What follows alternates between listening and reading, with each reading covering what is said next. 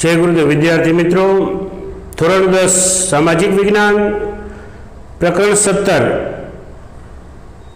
आर्थिक समस्याओं પડકારો અને એ અંતર્ગત ગરીબી બેરોજગારી આ વિશે આપણે વાત કરી રહ્યા છીએ।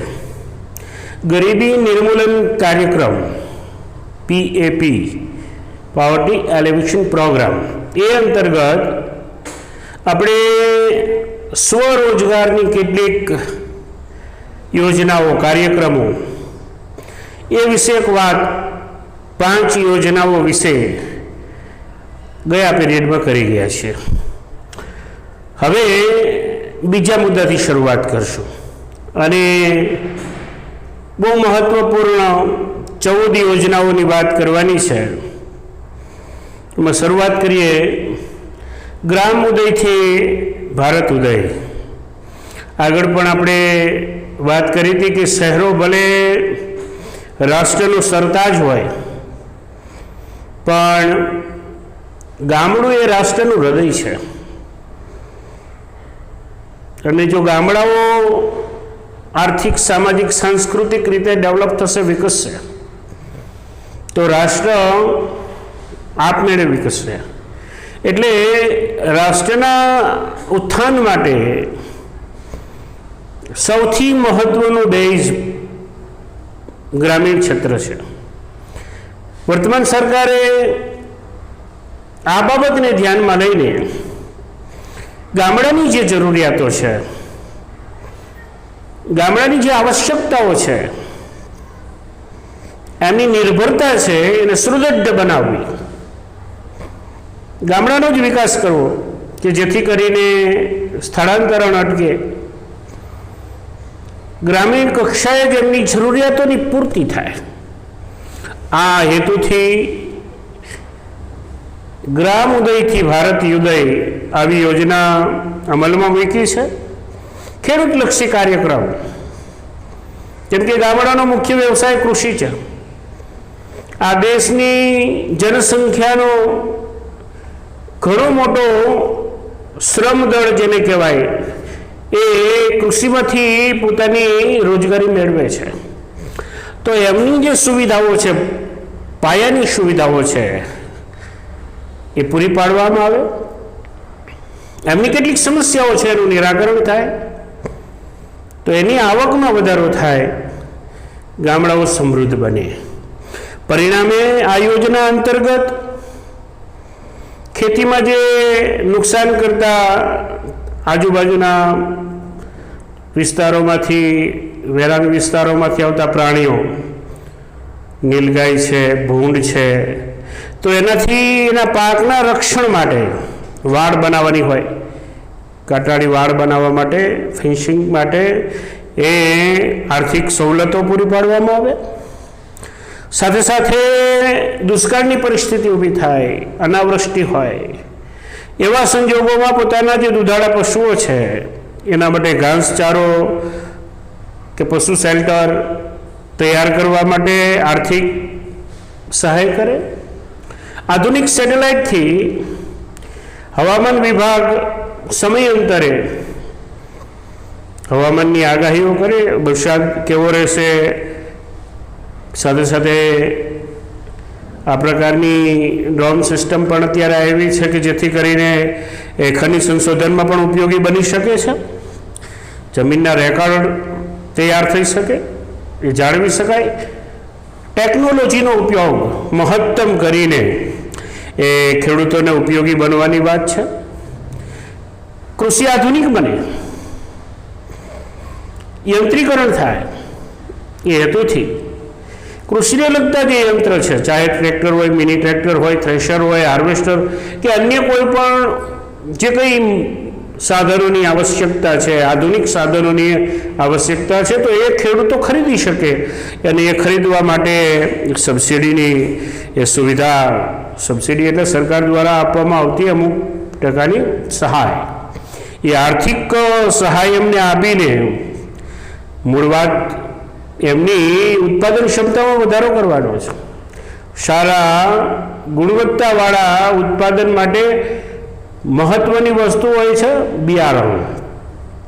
તો સારા સુધારેલા નવી નવી જાતના બિયારણો છે એમને મળે અને ટેસ્ટિંગ માટે નજદીકમાં લેબોરેટરીની વ્યવસ્થા હોય, જમીનનું ટેસ્ટિંગ છે, ઉત્પાદનની ગુણવત્તા છે તો એ જાણી શકે. સિંચાઈ માટે પણ જળાશયોનું નિર્માણ થાય અથવા તો જે જળાશયો છે એમાંથી ઘાસ કાપ દૂર કરી શકાય. કોઈને ભારે વરસાદને કારણે નુકસાન થયું છે, ખેત તલાવડી હોય, તળાવ હોય, ચેક ડેમ હોય, તો એનું રિપેરિંગ થઈ શકે. આવા બધા પ્રયાસો કરીને જળ સંગ્રહ શક્તિ વધે, સિંચાઈ માટેની સુવિધાઓ ઊભી થાય, એવા પ્રયાસો આ કાર્યક્રમમાં કરવામાં આવે છે. અને જેટલું શક્ય બને એટલું જલ મંદિર, બહુ સરસ શબ્દ વાપર્યો છે, જલ મંદિર, જળ એ જીવન છે. અને અમે આપણે તો આર્ય પ્રજા છીએ, ઈશ્વરના વિવિધ સ્વરૂપોમાં આપણે પ્રકૃતિની પૂજા કરીએ છીએ, એમાં જળને પણ દેવ સમજીએ છીએ, એટલે જલ મંદિર, તળાવને પણ આપણે એક મંદિર સમજીએ. આવા કુદરતી રીતે હોય કે પછી માનવ સર્જિત તળાવો, ડેમ, ચેકડેમ એ તૈયાર કરીએ અને સાથે સાથે જે યુવા વર્ગ છે એ યુવા વર્ગને કંઈક કામ મળી રહે, એમની જે ક્ષમતા છે એ પ્રમાણે એમને કંઈક કામ મળે એવા રોજગારલક્ષી એ કાર્યક્રમ કે જેથી કરીને સંપત્તિ જે છે એ જળવાઈ રહે અને નવી અસ્કામત, નવી સંપત્તિનું ગામમાં સર્જન થાય અને જરૂરતમંદને કામ મળે. એટલે બે કામ થાય છે. એક તો ગામમાં અસ્કામત ઊભી થશે, સાથે સાથે બેરોજગાર છે જેમને કામની આવશ્યકતા છે એને કામ મળી રહેશે. આવી એક મહત્વપૂર્ણ યોજના દેશની સરકાર, કેન્દ્ર સરકાર અને સંબંધિત રાજ્યની સરકાર દ્વારા, બંને દ્વારા બહુ મહત્વપૂર્ણ કામ. ગામડાનો ઉદ્ધાર થાય તો દેશનો ઉદ્ધાર થાય એવી યોજના, એટલે ગ્રામ ઉદયથી ભારત ઉદય. ગામડાનો ઉદય ત્યારે થાય જ્યારે એની માળખાગત સુવિધાઓ વિકસાવવામાં આવે. ગામડાનો મુખ્ય આર્થિક વ્યવસાય ખેતી છે, ખેતીને મજબૂત બનાવવામાં આવે. કૃષિ વિકાસથી જ દેશનો વિકાસ શક્ય છે, એના ઉપર વિશેષ ધ્યાન આપવામાં આવ્યું છે. એટલે ગ્રામ ઉદયથી ભારત ઉદય. બીજી વાત છે દીનદયાળ ઉપાધ્યાય ગ્રામ જ્યોતિ યોજના. એક સમયે 24 કલાક ગ્રામીણ ક્ષેત્રમાં ઇલેક્ટ્રિસિટીનું હોવું એક સ્વપ્ન હતું. આજે 24 કલાક 7 દિવસ આ યોજના અંતર્ગત વીજળી હોય છે. આઝાદી મળી ગયા પછી પણ ખૂબ લાંબા સમય સુધી લગભગ 18,000 જેટલા ગામ હતા કે જ્યાં વીજળી પહોંચી નહોતી.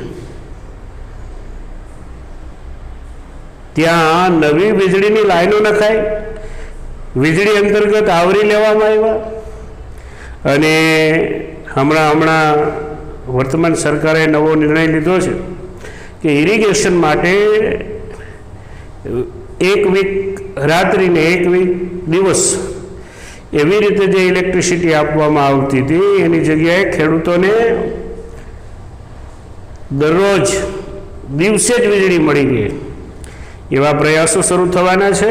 3,000 ગામથી એની શરૂઆત થવાની છે અને પછી પ્રયોગ સફળ રહેશે તો પૂરા ગુજરાતમાં ખેડૂતોને, કેમ કે રાત્રિ દરમિયાન ખાસ કરીને જંગલ વિસ્તારો હોય, હિંસક પ્રાણીઓ હોય, જીવજંતુઓનો ત્રાસ, એથી મુક્તિ મળે એ હેતુથી સરકારે એક ઉમદા નિર્ણય લીધો છે. એ આપની જાણ હેતુ ગ્રામ જ્યોતિ યોજના અંતર્ગત 24 કલાક અને કાયમ 7 દિવસ મતલબ અઠવાડિયાના પૂરા દિવસો એ વીજળી પ્રાપ્ત થાય એવો એક હેતુ છે, એ પાર કરવામાં આવ્યો છે। ત્યાર પછી બહુ મહત્વની ચોથી યોજના આદિવાસીઓ માટેના વનબંધુ યોજના છે। આદિવાસીઓનો સર્વાંગી વિકાસ થાય, દૂર વસવાટ કરતા એક ભિન્ન સંસ્કૃતિમાંથી મુખ્ય પ્રવાહ સાથે ભળે, એટલે એ હેતુ માટે એમની જે આવશ્યકતાઓ છે, પશુપાલન કરતા હોય તો દુધાળા પશુઓ સંકલિત એને ડેરી ઉદ્યોગ હોય કે અન્ય કોઈ પણ ખેતી થતી હોય ત્યાં વેલાવાળા પાક લેવામાં આવતા હોય તેનો માંડવો બનાવવો, અન્ય કોઈ પણ પાક લેવામાં આવતા હોય, કૃષિ વિષય કોઈ પણ બાબતો હોય, સજીવ ખેતી હોય, પેકિંગ ગ્રેડિંગ, આ બધી તાલીમ આપી અને સાથે સાથે યોગ્ય કિંમત સાથે વેચાણ કરી શકે એવો હેતુ કરવામાં આવ્યો છે।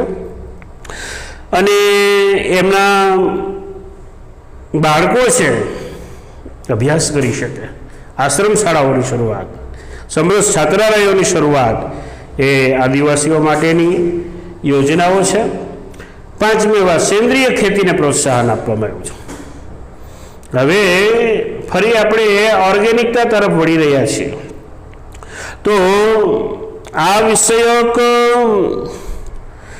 ખેડૂતોને સહાય મળે, સાથે સાથે એ વિષયક જે ખેતી કરે છે એને પ્રોત્સાહન મળે।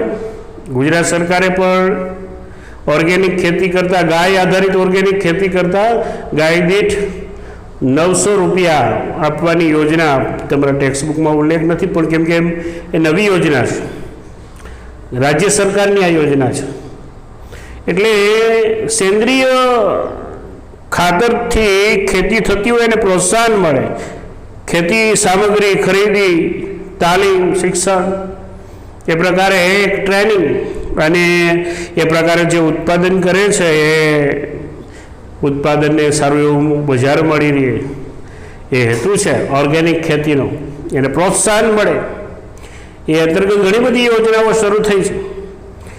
ગૂગલના માધ્યમથી તમે સર્ચ કરી શકો, જાણી શકો, કેમ કે સિલેબસ તૈયાર થયો હોય ને અત્યારના સમયમાં એ સમયગાળા દરમિયાન આ વિષયક ઘણા સંશોધનો થયા છે, ઘણા કૃષિ નિષ્ણાંતોએ આ દિશા તરફ લઈ જવાના પ્રયાસો કર્યા છે। પ્રકરણ 10માં પણ આપણે આ વિષયક ટકાઉ ખેતી એ વાત કરી છે, કૃષિ પદ્ધતિઓમાં આપણે વાત કરી ગયા છીએ। ત્યાર પછી બહુ મહત્વનું વાત છે મુખ્યમંત્રી ગ્રામ સડક યોજના। ગ્રામીણ ક્ષેત્રને જે ખાસ કરીને મુખ્ય રસ્તાઓથી દૂરના ગામડાઓ છે તેને મુખ્ય રસ્તા સાથે જોડતો પાક્કો રસ્તો, ડામર રોડ, એ તૈયાર કરી આપવા માટેની આ યોજના છે। ગ્રામ પંચાયતની સહાયથી આ યોજનાઓ ચાલે છે। લગભગ ભારતમાં હવે કોઈ ગામ એવા બાકી રહ્યા નથી કે જેને પાક્કી સડકથી જોડવામાં ન આવ્યો હોય, છતાં પણ કોઈ હોય તો એને જોડવા માટેનું કામ, એ સિવાય પણ ગામમાં જે કંઈ જરૂરી હોય એવા શૌચાલય બાંધવા કે અન્ય કોઈ પણ કામ છે એ કામ આ યોજના અંતર્ગત આવરવામાં આવે છે। બહુ મહત્વપૂર્ણ પ્રશ્ન અને પરીક્ષામાં પૂછાઈ ગયેલો પ્રશ્ન છે માં અન્નપૂર્ણા યોજના। આ યોજના ગરીબોને અનાજની પૂર્તિ માટેની બહુ મહત્વપૂર્ણ યોજના છે। યોજના અંતર્ગત સરકાર અંત્યોદય અન્ન યોજના અંતર્ગત અટલ બિહારી વાજપેયીની જ્યારે સરકાર હતી ત્યારે આ યોજનાને નામ આપ્યું હતું અંત્યોદય અન્ન યોજના। એ અંત્યોદય જે પરિવાર છે, કુટુંબ છે, એ કુટુંબોને વિનામૂલ્યે અનાજ પૂરું પાડવાની આ યોજના છે। ગરીબ મધ્યમ વર્ગ જે છે, મધ્યમ અને ગરીબ એવો વર્ગ જે છે, અંત્યોદય પરિવારને તો મુક્ત મળશે, પણ ગરીબ મધ્યમ વર્ગ જે છે એમને પણ રાહત દરે અનાજ, જેમ કે 2 રૂપિયે કિલો ઘઉં, 3 રૂપિયે કિલો ચોખા અને વધુમાં વધુ 35 કિલો અનાજ પ્રતિ માસ, એક માસ દરમિયાન એક પરિવારને 35 કિલો અનાજ જો એ લેવા ઈચ્છે તો 2 રૂપિયે કિલો ઘઉં, 3 રૂપિયે કિલો ચોખા અને જો જાડું ધાન્ય છે જુવાર, બાજરી, મકાઈ એ 1 રૂપિયે કિલો, પણ ક્વોન્ટિટી 35 કિલો પ્રતિ માસના સ્વરૂપે આપવામાં આવે છે.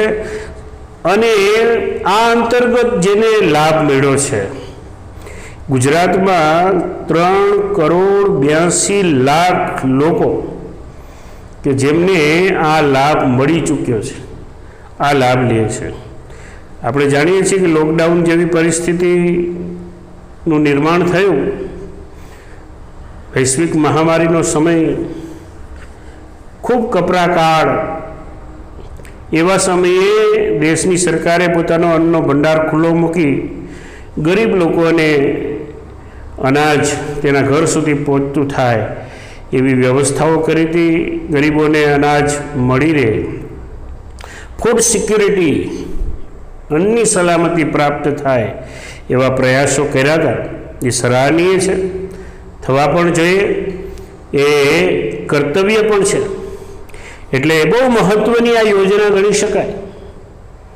માં અન્નપૂર્ણા યોજના એ અંતર્ગત જે અનાજ મળે, મુક્ત મળે અથવા તો નજીવી કિંમતે મળે, એટલે એની એટલી રકમ છે એ બચશે, એની ખરીદ શક્તિમાં વધારો થશે. પરિણામે એ નાણાં એના આરોગ્ય, શિક્ષણ કે અન્ય જરૂરત પાછળ ખર્ચી શકે, એટલે એક બચત થાય. જે એમને અનાજ પાછળ ખર્ચવા પડે છે એ નાણાંની બચત થશે. ત્યાર પછી બહુ મહત્ત્વની યોજના છે સાંસદ આદર્શ ગ્રામ યોજના. આ સાંસદ આદર્શ ગ્રામ યોજના જે છે એ હેતુ એવો છે કે આપણા જે સાંસદો છે, ચાહે તે લોકસભાના કે રાજ્યસભાના સદસ્ય હોય, એ કોઈ ગામને, પોતાના મત વિસ્તારના કોઈ ગામને દત્તક લે અને દત્તક લીધેલા ગામમાં માળખાગત સુવિધાઓ ઊભી કરે. પહેલાં પણ ગુજરાતમાં ગોકુળ ગ્રામ યોજના ચાલી હતી. કેશુભાઈ પટેલ જ્યારે મુખ્ય પ્રધાન બન્યા હતા એ સમય દરમિયાન ગોકુળ ગ્રામ યોજના એવી ગુજરાત રાજ્યની આ યોજના ચાલેલી.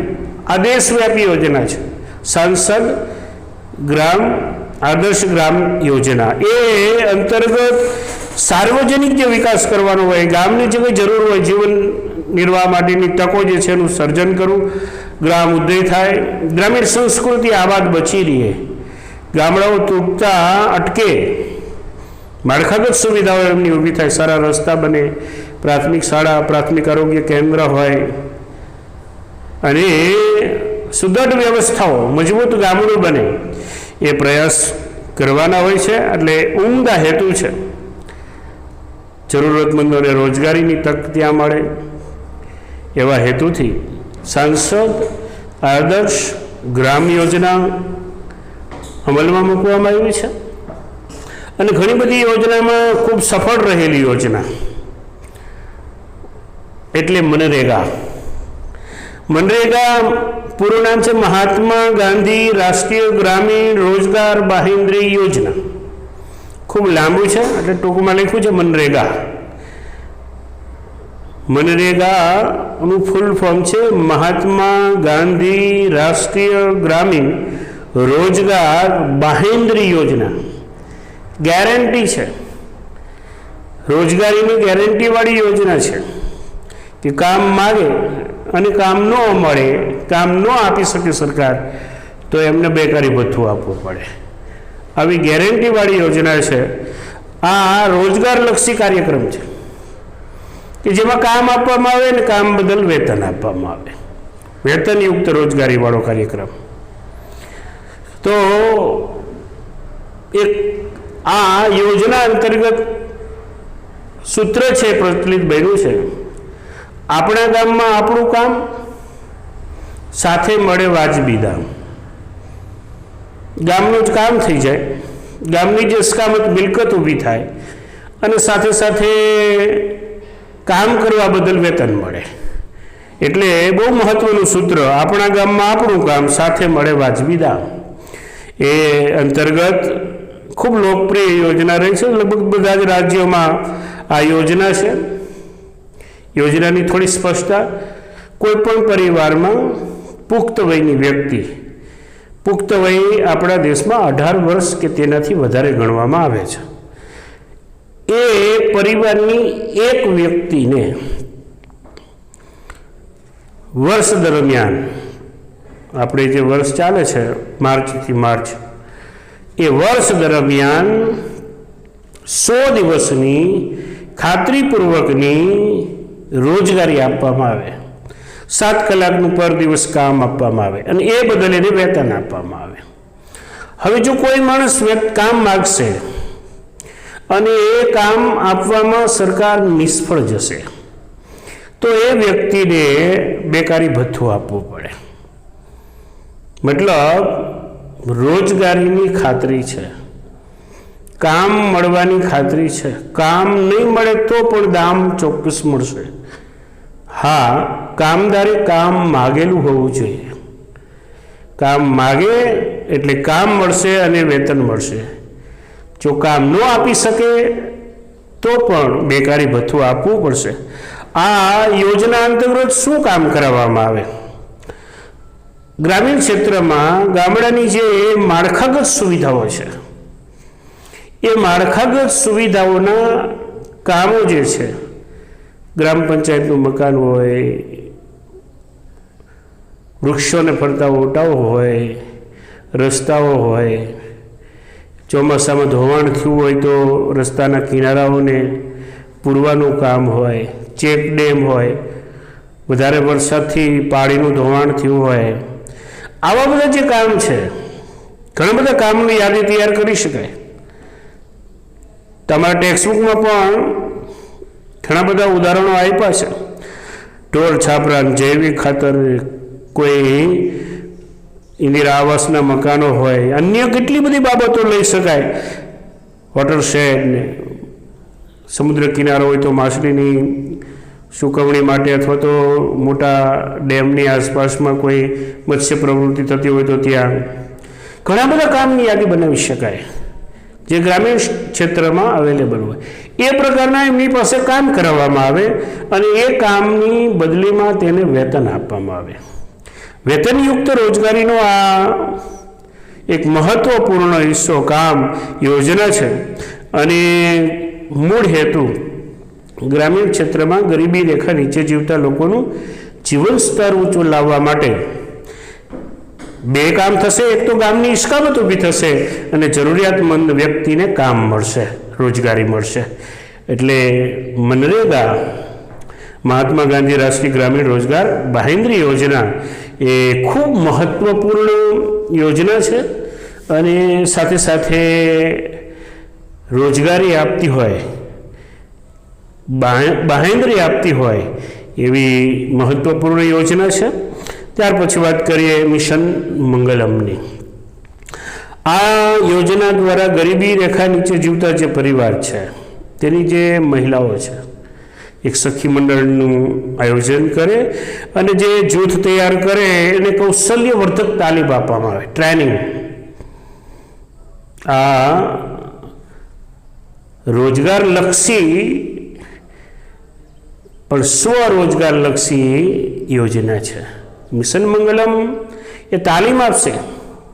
એક જૂથ તૈયાર થાય, એ જૂથને જે કંઈ કામ કરવું છે, સીવણનું કામ કરવું છે, આ પાપડ બનાવવા માટે, આચાર બનાવવા માટે કે અન્ય કોઈ પણ અગરબત્તી માટે, ગૃહ ઉદ્યોગ, કુટીર ઉદ્યોગ, લઘુ ઉદ્યોગો જે છે, હાથસાળના કોઈ કામકાજ છે, ભરત ગૂંથણનું કોઈ કામ છે, એ સખી મંડળ કે એક તૈયાર થયેલું જૂથ કરવા માગતું હોય એની એને ટ્રેનિંગ આપવામાં આવે અને પછી એને જરૂરી હોય એવા સાધન સામગ્રી ખરીદવા માટે આર્થિક મદદ કરે.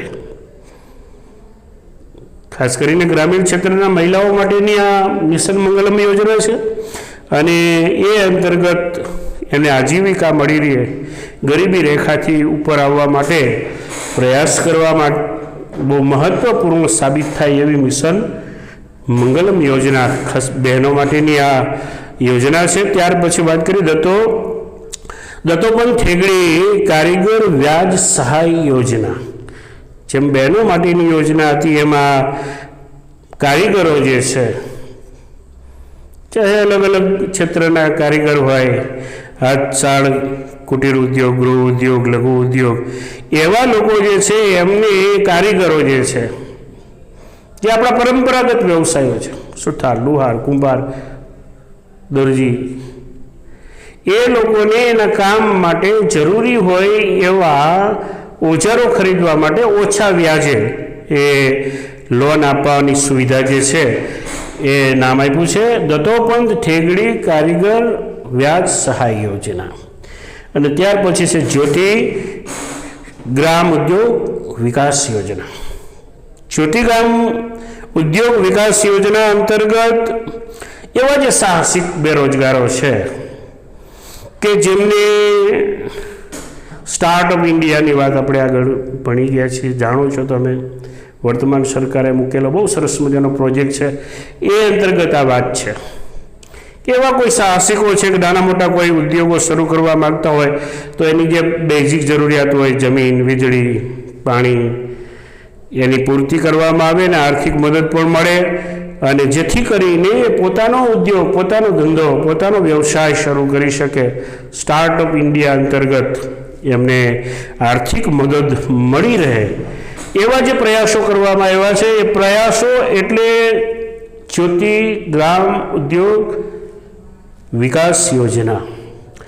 ખાસ કરીને યુવા બેકારો માટે, યુવા બેરોજગારો જે છે એમને નોકરીની શોધ નહીં, પોતાનો સ્વરોજગારી ઊભી કરી શકે, પોતાની જાતે જ એ એક ઉત્પાદક બની શકે, ઉદ્યોગ ઊભો કરી શકે, સ્વરોજગારી ઊભી કરી શકે, એવા હેતુથી આ યોજના અમલીકરણમાં આવી છે। અને પછી છે વાજપેયી બેન્કેબલ યોજના। આ પણ એક એવી જ યોજના છે, ખાસ કરીને શહેરી અને ગ્રામીણ બેરોજગારો જે છે, ચાહે તે શહેરી હોય કે ગ્રામીણ હોય, 18 થી 65 વર્ષ વચ્ચેના હોય અને ઓછામાં ઓછું 4 ધોરણ અભ્યાસ કરેલા હોય, એટલે કે 18 થી 65 વર્ષની કોઈ પણ વ્યક્તિ, પુખ્ત વ્યક્તિ, ઓછામાં ઓછું 4 ધોરણ ભણેલો હોય એવી વ્યક્તિ કે જે ચાહે ગ્રામીણ ક્ષેત્રમાં હોય કે શહેરી ક્ષેત્રમાં હોય, પોતાનો જે પરંપરાગત વ્યવસાય છે, હમણાં જેની આપણે વાત કરી હતી એવા કોઈ પણ પ્રકારના ઉદ્યોગો હોય એ શરૂ કરવા માગતા હોય, એની એને તાલીમ આપવામાં આવે અને ઓછા વ્યાજ દરની લોન આપવામાં આવે। એ શરૂ કરવા માટે ઓછા વ્યાજ દરની લોન આપવામાં આવે છે। જે યોજનાનું છે, યોજનાનું નામ છે વાજપેયી બેન્કેબલ યોજના। એ અંતર્ગત આર્થિક મદદ મળે, પોતાનો વ્યવસાય શરૂ કરી શકે, સ્વરોજગારીના કાર્યક્રમો છે, પોતાની જાતે જ પોતાનો વ્યવસાય શરૂ કરશે અને એ અંતર્ગત એને ઓછા વ્યાજનું ધિરાણ મળશે। છેલ્લી અને મહત્વપૂર્ણ યોજના કાર્યક્રમ છે એ છે એગ્રો બિઝનેસ પોલિસી 2016। આ યોજના અંતર્ગત જે પ્રોસેસ ફૂડ છે, જે હવે આ સમય પ્રોસેસ ફૂડનો છે, એટલે એ પ્રોસેસ ફૂડ જે તૈયાર થાય છે, તૈયાર ખોરાક જે છે, આપણે જાણીએ છીએ કે બજારમાં આ પ્રકારના પુષ્કળ મળે છે, અને એ અંતર્ગત જે કંઈ પણ યુનિટો ઊભા કરીને 10 લાખ જેટલા લોકોને રોજગારી પૂરી પાડવાનો આશય સાથેની આ યોજના અમલમાં મૂકવામાં આવી છે। મૂળ ગરીબી ઘટાડવામાં મહત્વપૂર્ણ યોગદાન આપી શકે, એ લોકોને રોજગારી આપી શકે, કામ આપી શકે એવી આ મહત્વની યોજના એટલે એગ્રો બિઝનેસ પોલિસી 2016 કે જે અંતર્ગત રાજ્ય સરકાર છે ફૂડ પ્રોસેસિંગ કરીને વિકાસ માટે જે કંઈ પણ પ્રોસેસિંગ સેન્ટરો છે, યુનિટો છે, ત્યાં 10 લાખ જેટલા આવા ગરીબ બેરોજગારો જે છે એને રોજગારી પૂરી પાડે એવી યોજના છે. બેરોજગારીનો અર્થ, તેના સ્વરૂપો, તેનું પ્રમાણ અને બેરોજગારી અટકાવવાના ઉપાયો, આ વિષયક વાત હવે પછીના પ્રકરણમાં કરશો. ત્યાં સુધી આવજો. જય ગુરુદેવ.